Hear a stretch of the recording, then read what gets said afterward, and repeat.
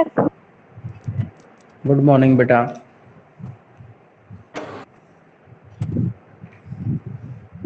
बेटा page number 209 से start करेंगे। आपकी हेडिंग रहेगी कृषि बस्तियों के लिए जंगलों का सफाया। ये शुरू करना है बेटा।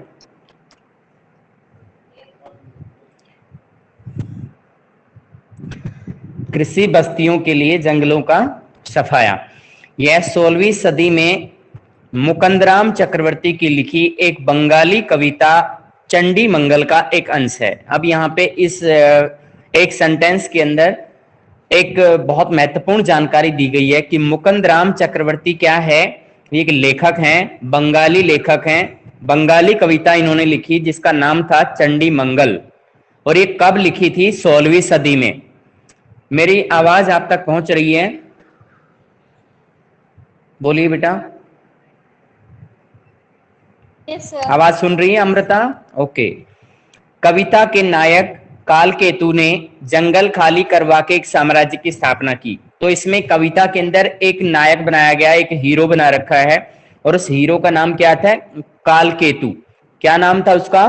कालकेतु। और इसने क्या किया? जंगल को खाली कराया। जंगल को खाली कराने का मतलब है जंगल के अंदर जो भी रहने वाले लोग होंगे, पेड़ पौधे भी हो सकता है कि कुछ हटाए गए हों, उसने वहां पे एक साम्राज्य की स्थापना की। खबर मिलते ही परदेसी आने लगे तमाम जगहों से। जैसे ही पता लगा भी साम्राज्य स्थापित होने वाला है तो दूर प्रदेशों के लोग जो हैं उस जगह के लिए आने लगे। फिर कालकेतु ने खरीद कर बांटे उनमें भारी भरकम चाकू, कुल्हाड़ी, भाले और बर्छे। यानी कालकेतु एक तरह से डाकुओं के सरदार की सी भूमिका यहाँ पे दिखाई गई है। उसने क्या किया? मार्केट से कुछ इस तरह की चीजें खरीदी, चाकू खरीदे, कुल्हाड़ी खरीदे, भाले खरीदे और बर्छे खरीदे, और उनके अंदर बांट दिए जो बाहर से आए हुए लोग थे। उत्तर से आए दास सैकड़ों उमड़ते हुए। उत्तरी दिशा से गुलाम लोग आए और सैकड़ों की संख्या में आए। वे चकित देखकर कालकेतु को जिसने दी सुपारी एक एक को, यानी कालकेतु को देख करके हैरान रह गए और उन दासों को उसने सुपारी दे दी। क्या दे दी? जैसे किसी व्यक्ति को मारने की सुपारी होती है तो प्रत्येक व्यक्ति को सुपारी दे दी। दक्षिण से आए फसल कटाई वाले एक उद्यमी के साथ 500। अब दक्षिण दिशा से यहां पर फसल काटने वाले जो उद्यमी होते थे उनके साथ एक व्यक्ति के साथ में 500 कैंडिडेट आए। पश्चिम से आया जफर मियां, साथ में 22,000 लोग। पश्चिमी दिशा से जफर मियां नाम का एक मुसलमान आया और उसके साथ 22,000 लोग आए। हाथों में सुलेमानी मोती की माला, जपते हुए पीर और पैगंबर का नाम। वे क्या करते थे? सुलेमानी मोती की माला जपते थे, हाथों में लिए रहते थे, और पीर और पैगंबर का नाम उनके होठों पर रहता था।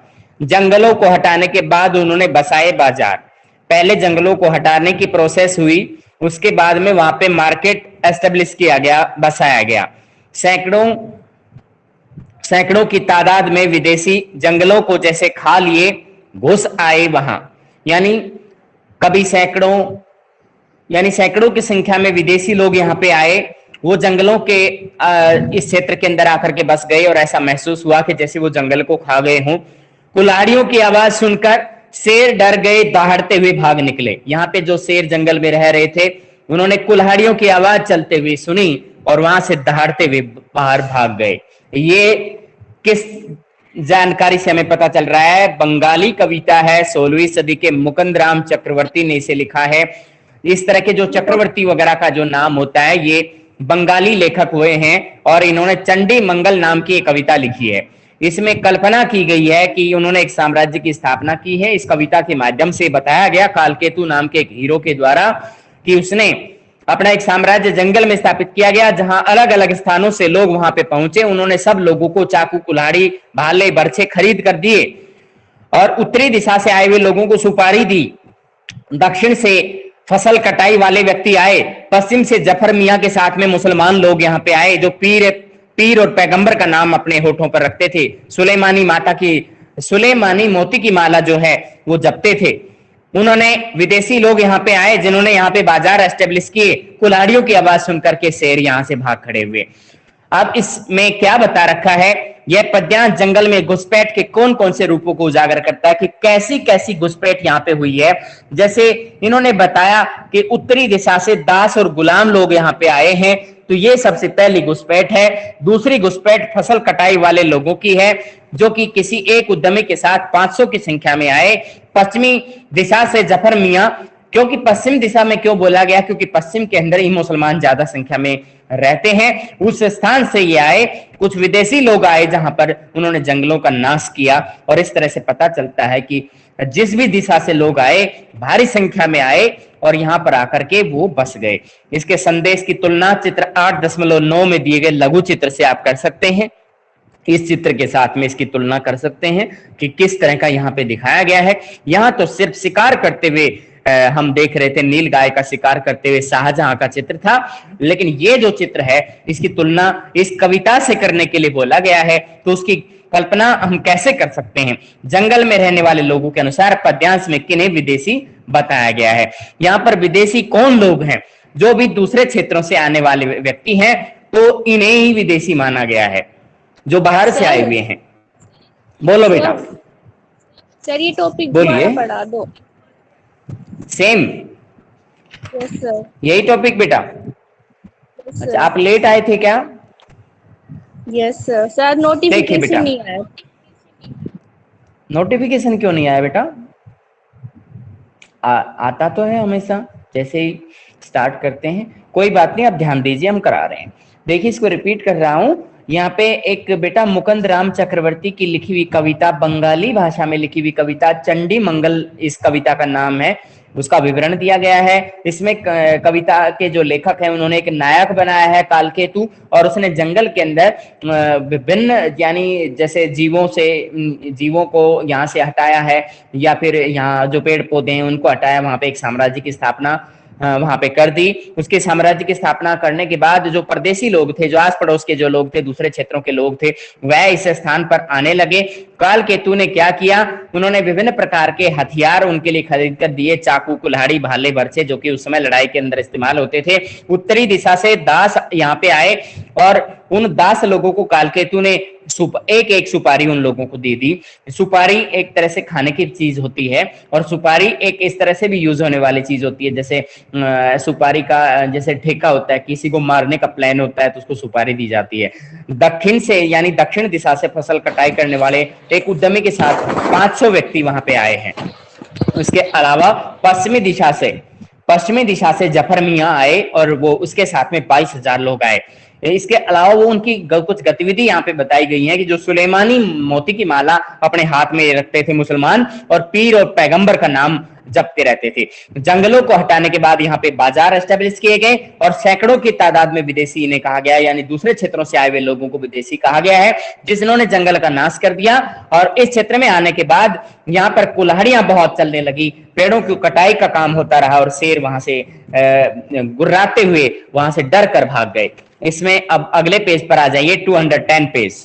पहाड़ी कबीलों और मैदानों के बीच व्यापार लगभग 1595 ईस्वी में।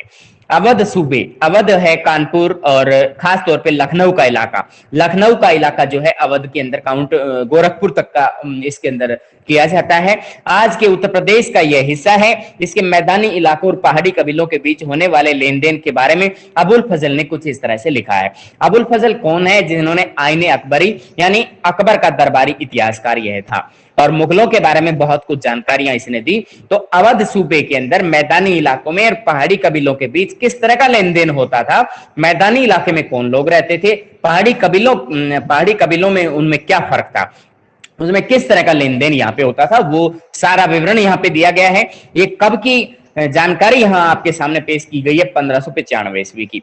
उत्तर के पहाड़ों में इंसानों, मोटे मोटे घोड़ों और बकरों की पीठ पर लाद कर बेशुमार सामान ले जाए जाते हैं। यानी उत्तर के पहाड़ों के अंदर इंसानों पे भी सामान लादा जाता है।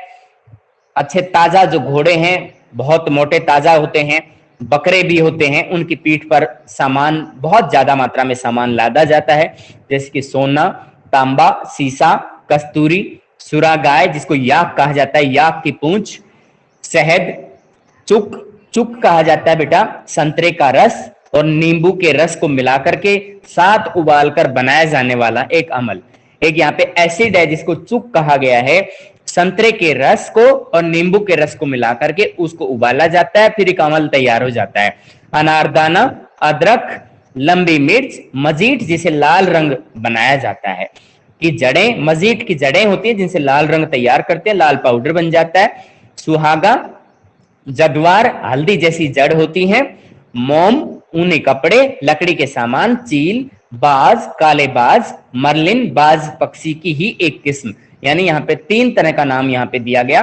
बाज, केवल बाज लिखा गया, उससे पहले चील, फिर काले बाज, फिर मरलिन यानी बाज पक्षी की एक वैरायटी, और अन्य वस्तुएं। इसके बदले वे सफेद रंगीन कपड़े, कहरुबा, पीला भूरा धातु जिससे गहने बनाए जाते थे। यानी गहने बनाने का ये एक मतलब एक मेटल था, कहरुबा इसे बोला गया है। और रंगीन कपड़े का, सफेद कपड़े वहां पे उनका वो प्राप्त करते थे। नमक, हींग, गहने, शीशे और मिट्टी के बर्तन वापस ले जाते हैं। यानी ये सारी चीजें देते हैं जो ऊपर लिखी हुई है। और ये पहाड़ी कबीलों के लोग हैं और ये मैदानी इलाके से ये सब चीजें प्राप्त करते हैं।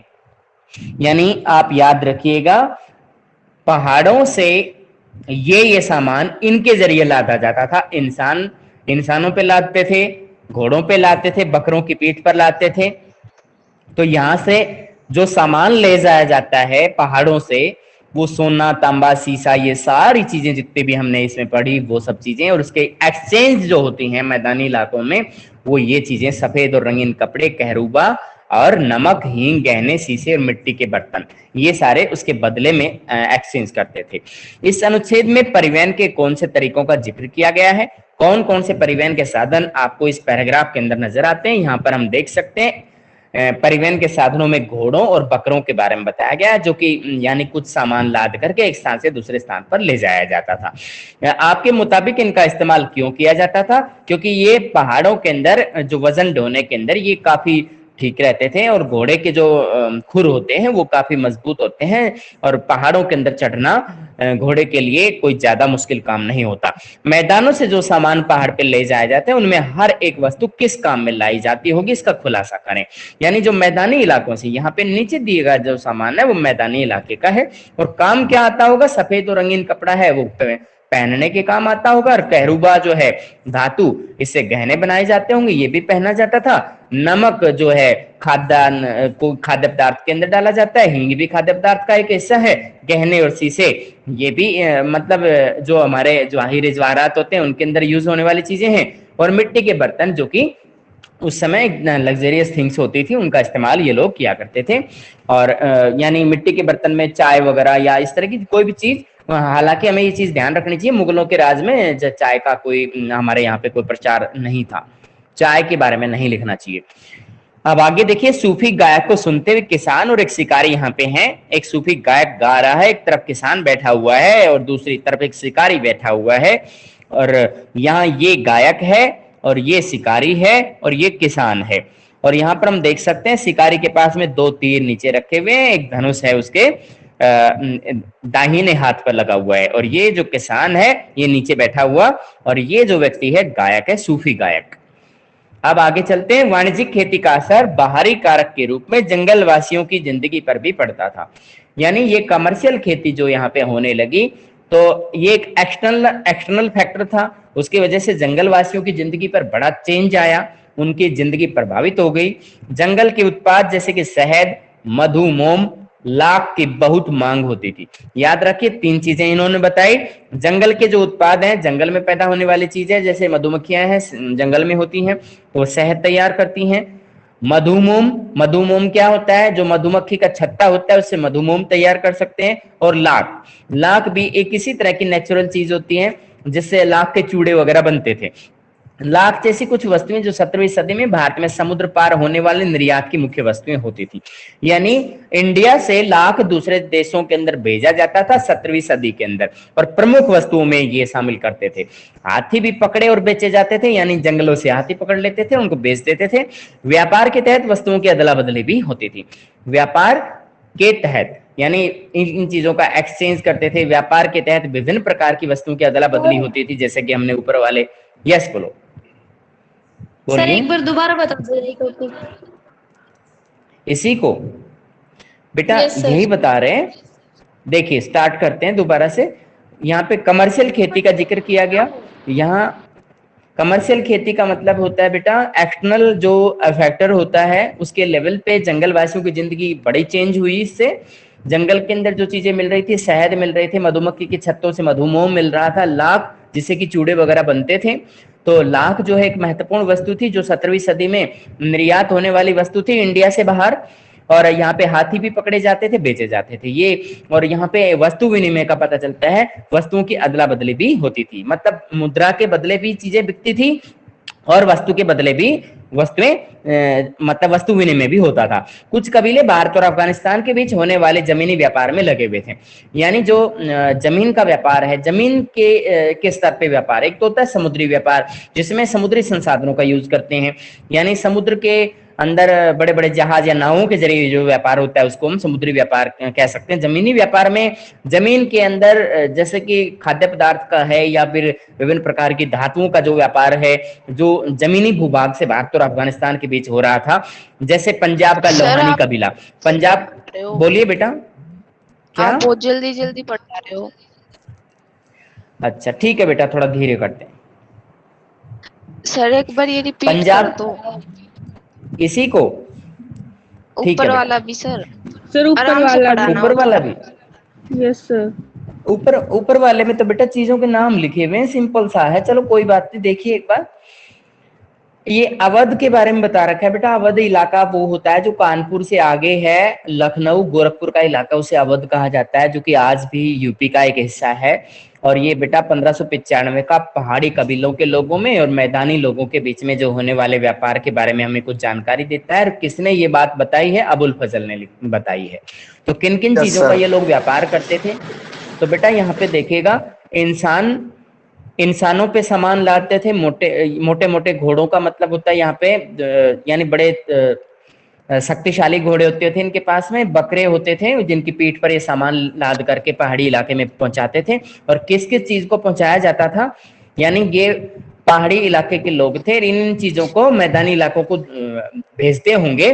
जैसे सोना है, तांबा है, सीसा है, कस्तूरी है, सुरा गाय है जिसको याक की पूंछ कहा जाता है। यानी सुरा गाय क्या होती है? याक होता है जिसको आपने देखा हो, जिसके बड़े बड़े बाल होते हैं और जो पहाड़ी इलाकों में होती है। ये मैदानी इलाके में याक नहीं पाए जाते हैं।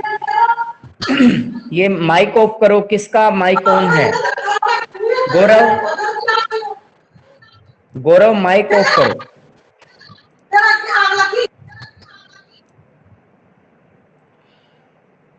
हाँ बेटा देखिएगा, हम ये बता रहे थे कि यहाँ सुरा गाय का नाम जो है याक को कहा जाता है, जो पहाड़ी इलाके में होती है। तो इसकी पूंछ जो है वो उस समय कीमती होती थी, इसका ये व्यापार करते थे। शहद भी बेचते थे। चुक कहा गया है संतरे के रस को नींबू के रस को मिला करके उसको उबाला जाता था और उससे एक एसिड तैयार होता था, उसे चुक का नाम दिया गया है। अनारदाना, अनारदाना होता है और यानी अनार के जो दाने होते हैं वो भी मतलब सप्लाई करते थे। और अदरक, लंबी मिर्च, मजीठ जिससे लाल रंग का पाउडर तैयार किया जाता था, जो किसी भी चीज के अंदर जैसे हो सकता है कि कहीं पर लेप वगैरह लगाया जाना हो या पशुओं के सींग रगने हो, तो इस तरह से इनका यूज हो सकता था। तो ये जो है मजीठ की जड़ों से तैयार करते थे। मजीठ की जड़ें लाल रंग की होती हैं, इनको पीसा जाता है तो लाल रंग का पाउडर बन जाता है। सुहागा, सुहागा होता है बेटा, वैसे तो धागे को कहते हैं, और दूसरा एक सुहागा होता है, मेज को भी कह दिया जाता है। जैसे कोई खेती करता है तो उसके पशुओं के पीछे एक मेज बांध दी जाती है, या फिर जो ट्रैक्टर के पीछे भी मेज बांधी जाती है। तो यहाँ पे हम सुहागे को धागे के रूप में जानेंगे। जद्वार जो है हल्की या हल्दी जैसे एक पेड़ होता है, उसकी जड़ों को कहा जाता है। मोम, ऊनी कपड़े, लकड़ी के सामान, चील, बाज, काले बाज, मरलिन यानी बाज की ही प्रजाति है ये, और अन्य वस्तुएं, इन सब चीजों का यानी पहाड़ी इलाके से दूसरे मैदानी इलाकों को ये चीजें भेजी जाती थी। और यानी मैदानी इलाकों से और पहाड़ी इलाके को कौन कौन सी चीजें भेजी जाती हैं वो आगे लिखी हुई हैं।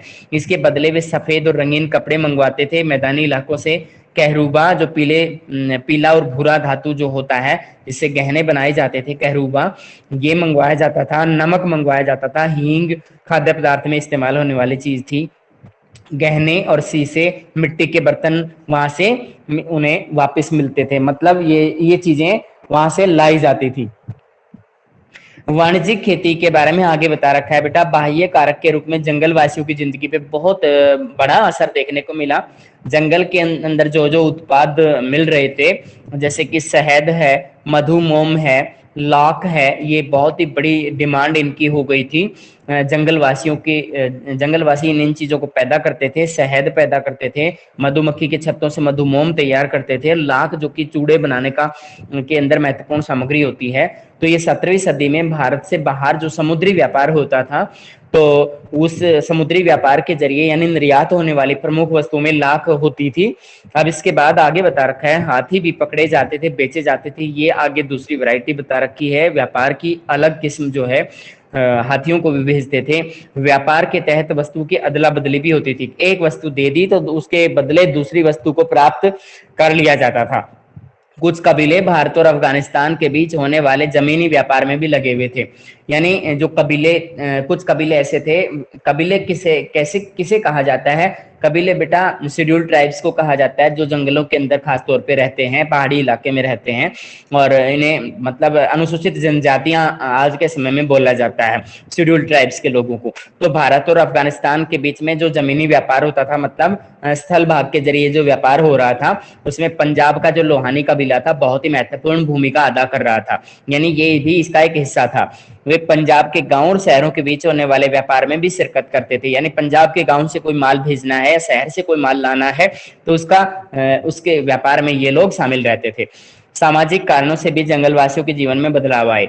यानी ये सब चीजें हैं, ये एक तरह से वाणिज्यिक यानी आर्थिक कारक के रूप में क्यों जो जो चेंजमेंट आया। अब सामाजिक कारक के रूप में क्या क्या चेंज आया है वो अगले पैराग्राफ में हम पढ़ेंगे। सामाजिक कारणों से भी जंगलवासियों के जीवन में बदलाव आए। एक क्वेश्चन इसमें पूछा जाएगा आपसे कि 17वीं सदी में जंगलवासियों के जीवन पर क्या क्या प्रभाव पड़े, तो उसका आंसर ही हम आपको समझा रहे हैं। सामाजिक कारणों से भी जंगलवासियों के जीवन में बड़े बदलाव आए। कबीलों के भी सरदार होते थे, क्योंकि कबीले के अंदर आपने सुना भी होगा कि कोई ना कोई एक सरदार होता था। चंगेज खान का भी नाम आपने सुना होगा। चंगेज खान भी कभी सरदार हुआ करते थे, उनके पिता भी कभी सरदार हुआ करते थे अपने कबीले के। बहुत कुछ ग्रामीण समुदाय के बड़े आदमियों की तरह होते थे। कई कबीलों के सरदार जमींदार बन गए, कुछ तो राजा भी हो गए, और ऐसे में उन्हें सेना खड़ी करने की जरूरत महसूस हुई। उन्होंने अपने ही खानदान के लोगों को सेना में भर्ती किया, फिर अपने ही भाई बंधुओं से सैन्य सेवा की मांग की। यानी यहाँ पे बताया गया है कि जो गांव के अंदर बड़े आदमी होते, बड़े आदमी किसे कहा जाता है? जिनके पास में प्रॉपर्टी बहुत होती है, ताकतवर लोग होते हैं, वो इस तरह की हम तुलना करके देख सकते हैं। कबीले के अंदर सरदार भी मुखिया होते थे, ताकतवर हैसियत होती थी, और औरों की बजाय समृद्धशाली भी होते थे। तो कबीलों के जो सरदार थे वो जमींदार बन गए, जिनके पास में काफी जमीनें होती थी, और कुछ तो ऐसे लोग भी थे जो राजा भी बन जाते थे। अब इन्होंने राजा बनने के बाद अपनी खुद की सेना खड़ी करने की जरूरत महसूस हुई, क्योंकि दूसरे राज्य से हमला कभी भी हो सकता था, या फिर ये किसी दूसरे राज्य पर हमला करना चाहे तो सेना बहुत ही ज्यादा महत्वपूर्ण भूमिका अदा करती है, और उसके बगैर युद्ध नहीं जीते जा सकते हैं। तो उन्होंने अपने ही खानदान के लोगों को सबसे पहले सेना में भर्ती किया, और फिर अपने भाई बंधुओं से सैन्य सेवा की मांग की कि आप भी हमारी सेना में आ जाएं। सिंध इलाके की कबीलाई सेनाओं में 6000 घुड़सवार थे, 7000 पैदल सिपाही थे। एक डाटा दिया गया है, सिंध इलाका जो कि पाकिस्तान के अंदर पड़ता है आज के समय में, तो उस समय कबीलाई जो सेना थी उसके अंदर 6000 घुड़सवार शामिल किए गए थे, यानी घोड़ों पर बैठकर युद्ध लड़ने वाले घुड़सवार थे, ये भी सेना का हिस्सा थे। 7000 पैदल सिपाही थे। असम के अंदर अहोम राजाओं के अपने पायक होते थे। अहोम राजा असम के अंदर शासन करते थे, और उनके पायक का मतलब होता है ये अपने सेना नायक कह सकते हो इसको। ये वे लोग थे जिन्हें जमीन के बदले सैनिक सेवा देनी पड़ती थी। इसका मतलब है जमीन इन्हें दी जाती थी, एक तरह से लीडर होते थे ये, लेकिन इनको सैनिक सेवा जरूर देनी होती थी। सैनिक सेवा नहीं देंगे तो ये पायक नहीं हो सकते हैं। यानी सैनिक सेवा, अगर इन्होंने ये कहा है, ये वे लोग थे जिन्हें जमीन के बदले सैनिक सेवा देनी पड़ती थी। इनको जमीन दे देते थे बोने के लिए सरकार की तरफ से, राजा की तरफ से, और फिर उसके बदले में सैनिक सेवा इनको करनी पड़ती थी। अहोम राजाओं ने जंगली हाथी पकड़ने पर अपने एकाधिकार का ऐलान भी कर रखा था। अहोम राजा यानी असम में ये शासन करते थे, और इन्होंने जंगली हाथी पकड़ने का मतलब पूरी तरह से एकाधिकार स्थापित किया हुआ था कि हम ही पकड़ेंगे और कोई नहीं पकड़ेगा। हालांकि कबीलाई व्यवस्था से, तो ये चीज ध्यान रखें, छोटे जो फैक्चुअल क्वेश्चंस होते हैं, तो यहाँ पे आप पूछा जा सकता है कि जंगली हाथी पकड़ने का एकाधिकार किसने कर रखा था, तो अहोम राजाओं ने कर रखा था। और अहोम राजाओं ने शासन कहाँ पे चलाया हुआ था, तो असम में चलाया हुआ था। और यहाँ पे सिंध इलाके में कबीलाई सेना के अंदर कितने घुड़सवार थे, कितने पैदल सैनिक थे, तो 6000 घुड़सवार थे, 7000 पैदल सैनिक हुआ करते थे। अब उससे आगे चलते हैं। हालांकि कबीलाई व्यवस्था से राजतांत्रिक प्रणाली की तरह संक्रमण बहुत पहले ही शुरू हो चुका था, लेकिन ऐसा लगता है कि 16वीं सदी में आकर यह प्रक्रिया पूरी तरह से विकसित हुई। इसकी जानकारी हमें उत्तर पूर्वी इलाकों में कबीलाई राज्यों के बारे में आइन की बातों से मिलती है। यानी आइन के जरिए हमें ये पता चलता है कि कबीलाई व्यवस्था से राजतांत्रिक प्रणाली की तरफ कैसे चेंजमेंट शुरू हुआ। यानी पहले राजतंत्र तो था नहीं, पहले कबीलाई व्यवस्था ही थी। कबीले के सरदार होते थे, फिर उनके शासक होते थे और वो शासन अपने लेवल पे करते थे। लेकिन फिर धीरे धीरे राजतंत्रात्मक प्रणाली कैसे डेवलप हुई उसके बारे में बताया गया कि 16वीं सदी में आकर के यह प्रक्रिया पूरी तरह से विकसित हुई है। उससे पहले राजतंत्रिक व्यवस्था नहीं शुरू हुई थी। तो याद रखिएगा, इसकी जो डेट कंफर्म डेट नहीं बताई गई है, सदी बताई गई है, 16वीं सदी है राजतांत्रिक व्यवस्था की प्रक्रिया के शुरू होने की। उसके ये जानकारी हमें कहां से मिलती है, तो इसकी जानकारी जो है उत्तर पूर्वी इलाकों में कबीलाई राज्यों के बारे में जो जानकारी दे रहे हैं आइन से हमें पता चलता है। आइन अकबरी में उत्तर पूर्वी इलाकों में जो भी कबीला राज्य स्थापित किया गया था उस समय, उसके बारे में जानकारी दी गई है। उदाहरण के तौर पे 16वीं से 17वीं सदी में कोच राजाओं ने पड़ोसी कबीलों के साथ एक के बाद एक युद्ध किया और उन पर अपना कब्जा जमा लिया। यानी उत्तरी क्षेत्र के अंदर ही ये कोच राजा शासन करते थे और उन्होंने पड़ोसी कबीलों के साथ में, यानी ये भी कबीलाई शासक रहे होंगे, इन्होंने अन्य कमजोर कबीलों पर एक के बाद एक युद्ध किया और अपना कब्जा जमा लिया। इसका मतलब है ये थोड़ा शक्तिशाली थे। जंगल के इलाकों में नए सांस्कृतिक प्रभावों का विस्तार भी हुआ। अब हमने इसका सामाजिक जो चेंजमेंट था वो हमने इसमें पढ़ा। इसके जरिए यहाँ हम देख सकते हैं सामाजिक कारणों के अंदर के जंगल वासियों का जीवन बड़ा चेंज हुआ। जंगल में सरदार होते थे, सैन्य सेवा करनी पड़ती थी, राजा भी इसके अंदर, कुछ कबीले के सरदार राजा भी बन गए थे। यहाँ ये अपने भाई बंधुओं से, अपने खानदान के लोगों को सेना में भर्ती करते थे। यहाँ बताया भी हुआ है कि सिंध इलाके के अंदर कबीलाई सेना में 6000 घुड़सवार, 7000 पैदल सैनिक थे। अहोम राजाओं के बारे में हमने पढ़ा, जंगली हाथी पकड़ते थे और इनको यहाँ के लोग जो थे जमीन के बदले सैनिक सेवा उनको देनी होती थी। अगले पैराग्राफ में ये बता रखा है कि कबीलाई व्यवस्था जो पहले पुराने समय में चली हुई थी वो राजतंत्रात्मक व्यवस्था की तरफ कैसे ढल गई। तो ये 16वीं सदी में ये सब हो पाया। इसमें उदाहरण के जरिए समझाया गया है कि आइन के अंदर बताया गया है उत्तर पूर्वी इलाकों में जो कबीलाई राज्य हुआ करते थे उसके अंदर आइन से हमें ये मतलब राजतंत्रात्मक व्यवस्था की जानकारी हमें 16वीं सदी से ही पता चलती है। और कोच राजाओं के बारे में 16वीं और 17वीं सदी का विवरण दे रखा है कि इन्होंने अन्य पड़ोसी कबीलों के साथ में एक युद्ध किया और अपना कब्जा जमाते गए क्योंकि ये शक्तिशाली थे। जंगल के इलाकों में नए सांस्कृतिक प्रभावों के विस्तार की भी शुरुआत हो गई। कुछ इतिहासकारों ने दरअसल यह भी सुझाया है कि नए बसे इलाकों के खेतिहर समुदायों ने जिस तरह से धीरे धीरे इस्लाम को अपनाया उसमें सूफी संतों ने एक बहुत बड़ी भूमिका अदा की थी। यानी यहाँ पे किसने ये बात जानकारी दी है, कुछ इतिहासकारों ने ये बात बताई है कि नए बसे इलाकों के खेतिहर, यानी जिन क्षेत्रों में नए नए किसान जाकर के क्षेत्र में बसे हैं और धीरे धीरे इस्लाम को उन्होंने ग्रहण कर लिया है, यानी खेतिहर समाज ने इस्लाम को ग्रहण किया है। तो सूफी संतों ने इसमें महत्वपूर्ण भूमिका निभाई क्योंकि सूफी संत की जो छवि थी समाज के अंदर बहुत अच्छी थी और सूफी संत सही तरीके से प्रवचन देते थे, उनकी बातों से प्रभावित हो जाते थे लोग और जो है मुस्लिम धर्म उन लोगों ने अपना लिया। तो ये इसका सांस्कृतिक प्रभाव हुआ, जंगल के इलाकों में मुस्लिम धर्म का अपनाया जाना। ये इसका हेडिंग बना सकते हैं। उससे पहले वाली इसकी हेडिंग आप बनाना चाहें तो राजतंत्रात्मक प्रणाली का आगमन, ये 16वीं सदी से हो पाया है। कोच राजा का एग्जाम्पल इसमें दे सकते हैं। इसके अंदर सामाजिक कारणों के अंदर बता सकते हैं कि कबीलों के सरदार होते थे, कुछ सरदार मुखिया होते थे और यहाँ पे सैनिकों का एग्जाम्पल आप दे सकते हो। एक ये इसका आर्थिक कारक बता सकते हैं। इसके अंदर बता सकते हैं कि विभिन्न प्रकार की चीजें, शहद, मधुमोम और लाख, बहुत ज्यादा मात्रा में ये लोग मतलब इसका व्यापार करते थे। लाख प्रमुख वस्तुओं में से एक था और लाख से चूड़े बनते थे। भारत और अफगानिस्तान के बीच में जमीनी व्यापार होता था और उस व्यापार के अंदर जो मीडिएटर की भूमिका निभाने वाला जो कबीला था, पंजाब का लोहानी कबीला था। और ये लोहानी कबीला पंजाब के गांवों और शहरों के बीच में लेन देन के लिए उत्तरदायी था, यानी विभिन्न प्रकार का व्यापार ये लोग करते थे। अब देखिए बेटा जमींदार के विषय में, यहां तक बताइए बेटा, किसी बच्चे को कोई प्रॉब्लम है तो। क्या क्या बेटा, बोलिए बोलिए, रिपीट करो, आपकी आवाज क्लियर नहीं है। हम आपके मैसेजेस देखते हैं।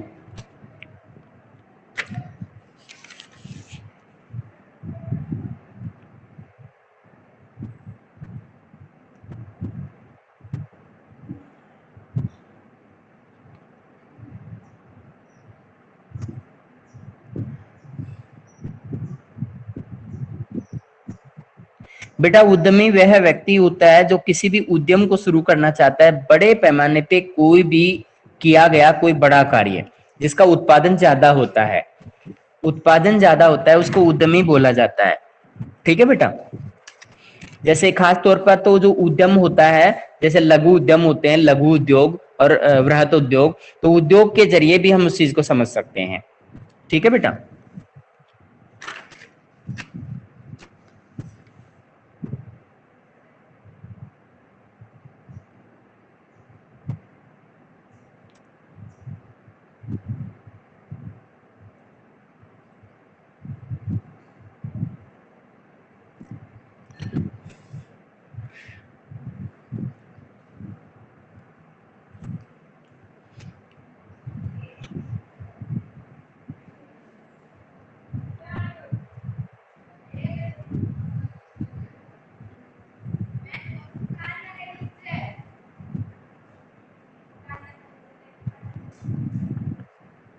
गौरव ये ऐसे नहीं बोलते हैं बेटा, आगो टोटा क्या है, किसको कह रहे हो?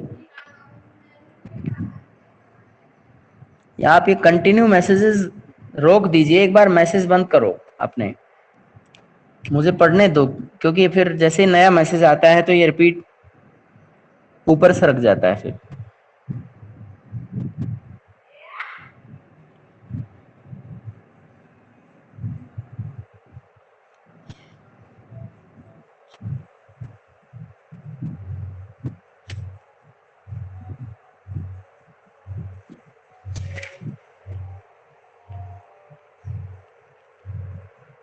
ठीक है बेटा, अब आप लीव कर सकते हैं, इस टॉपिक को सही तरीके से पढ़ना है, अपने क्वेश्चन आंसर राइट कर लीजिए।